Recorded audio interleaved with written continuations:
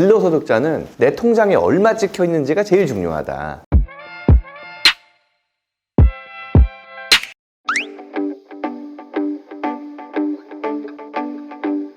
안녕하세요, 김민성 변호사입니다.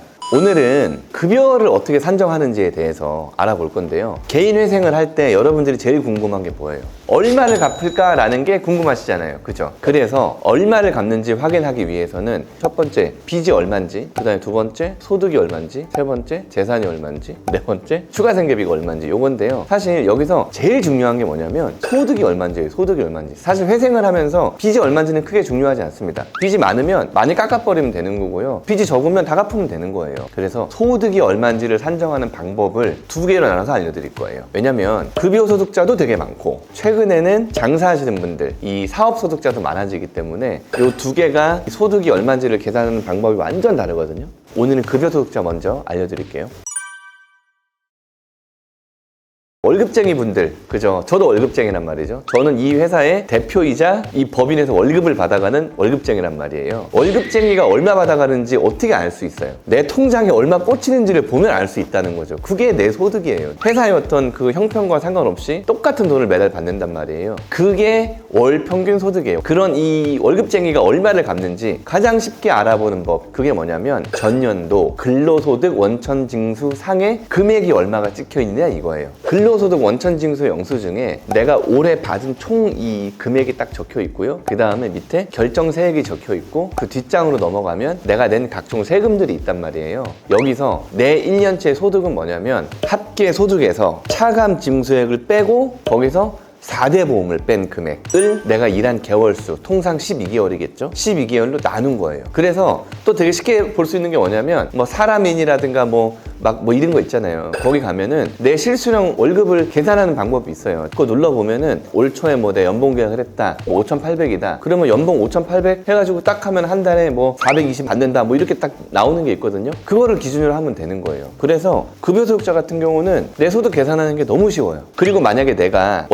원천징수 영수증이 안 나왔다. 그러면 통상적으로 신청일을 기준으로 1년치 그 통장 거래 내역을 갖고 오라 그래요. 거기서 내가 회사로부터 받은 돈 있잖아요. 그거 갖고 오라 그러고 내가 일한 지 뭐 한 달밖에 안 됐다. 뭐 취업한 지 얼마 안 됐다. 그러면 근로계약서에 계약 연봉을 갖고 오라 그러고요. 그 다음에 이제 개시 결정 되기 전에 계약한 돈이 그대로 들어왔는지 확인하는 거고 뭐 4개월밖에 안 됐다. 그러면 4개월치 통장에 뭐 급여 그 내역 이런 거 갖고 오라 그런단 말이에요. 그래서 근로소득자는 내 통장에 얼마 찍혀 있는지가 제일 중요하다.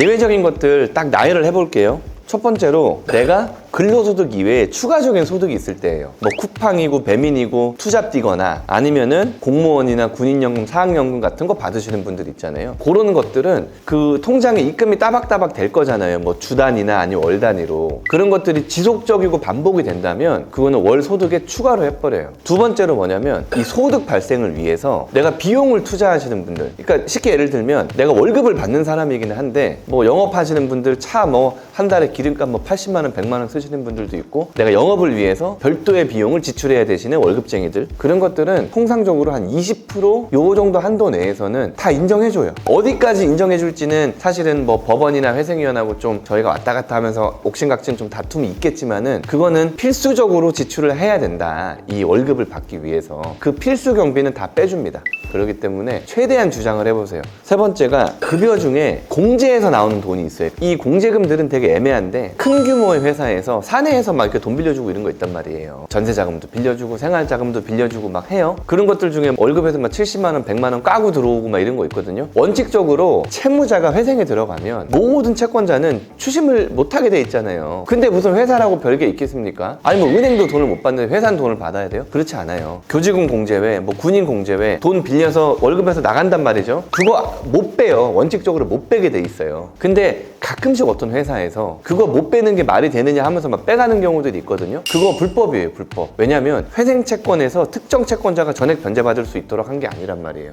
모든 채권자들은 변제 계획안에 따라서 자기의 이제 비율대로만 변제를 받게 되는 건데, 자기네들 별채권자도 아닌데 그걸 가져가면 안 돼요. 다만 꼭 가져가겠다고 하면은 법적으로 못 가져가게 하고 가져간 돈은 부당이득 반환 청구해서 받아낼 수 있는데 내가 다니는 회사를 상대로 그렇게 할 수 있는 직원들이 몇이나 될지 모르겠어요. 그래서 어쩔 수 없지만 내는 경우들이 간혹 있어요. 어쨌든 간에 원칙적으로는 내가 이 급여 명세서상에 찍혀 있는 원천 징수되는 세금 빼놓고는 그 어떤 것도 빠지면 안 돼요. 그래서 내가 실제로 받는 돈보다 내 이 평균 급여가 훨씬 더 높다고 느낄 수가 있습니다. 그 다음에 또 네 번째가 급여가 들쭉날쭉하신 분들이 있어요. 저도 옛날에 회사 다닐 때 희한하게 지금도 그런지 모르겠는데 홀수달, 짝수달이 급여가 달랐어요.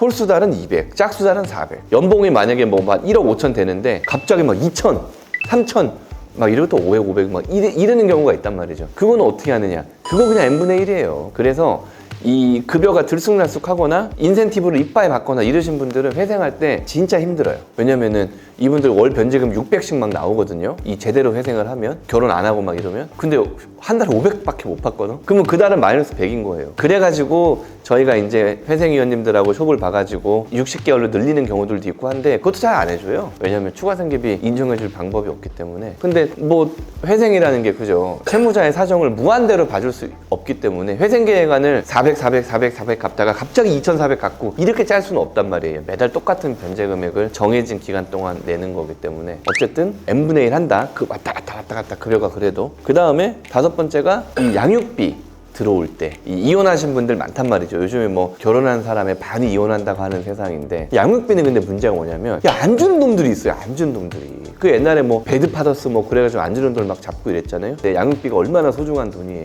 애기 잘 키워야 되는데. 그런 거는 법원에다가 어필을 좀 많이 하시면 양육비가 뭐 예를 들어 한 달에 뭐 100씩 줘야 되는데 봐봐라 지난 3년 동안 평균 50만 원밖에 안 들어왔다. 그러면은 그냥 50만 원으로 해놓든가. 분명히 뭐 이혼 조서에는 뭐 양육비 얼마 주고 뭐 이렇게 돼 있는데 하나도 안 준다. 그러면은 그냥 소송으로 우리가 받아내는 건 변론으로 하고 어쨌든 우리한테 추가 소득으로 올리라는 건 너무 가혹하잖아요. 못 받고 있는데 지금. 그러니까 그런 양육비 같은 경우들은 우리가 법원을 좀 설득하면은 약간 유두리 있게 소득으로 잡고 안 잡고를 정해줍니다. 구독과 좋아요 눌러주세요. 정리를 한번 해볼게요. 급여소득자는 소득이 빤해요. 내 통장에 들어오는 게 그냥 다 소득이에요. 왜냐면 내 통장에 세금 다 띄고 들어오니까 원천징수하고 들어오는 거기 때문에. 그래서 급여소득자는 그냥 나한테 한 달에 얼마나 들어오냐 이것만 보면 되는 거예요. 다만 특수한 경우에는 월평균 소득이라는 게 내가 생각했던 것보다 훨씬 더 높게 나오는 경우들이 있단 말이에요.